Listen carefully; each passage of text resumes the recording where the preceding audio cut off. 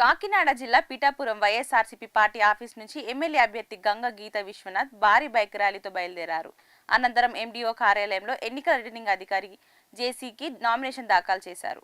ఈ కార్యక్రమంలో MLA Pendem Dorababu, Kakinada parliament సభ్యుడు చల్లమల్లశెట్టి సునీల్, మండలి ప్రెసిడెంట్ కారెసుత శ్రీనివాస్ పాల్గొన్నారు.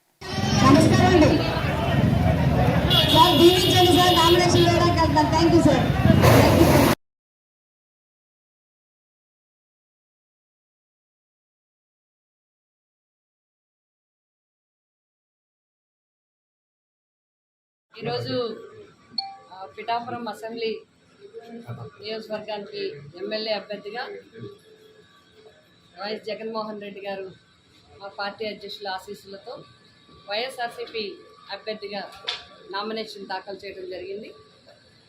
పిఠాపురం కాన్స్టిట్యున్సీకి సంబంధించి మరి నాకు మళ్ళీ అవకాశం ఇచ్చారు. నా అదృష్టంగా భావిస్తున్నాను, నా పూర్వజన్మ సుకృతంగా భావిస్తున్నాను.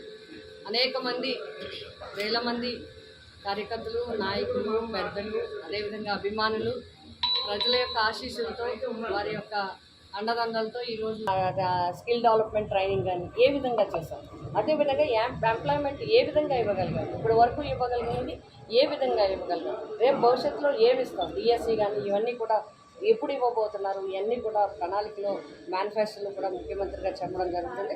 కాబట్టి నేను అనుకుంటున్నాను ఒక 3-4 రోజుల్లో మేనిఫెస్టో కూడా వస్తుంది.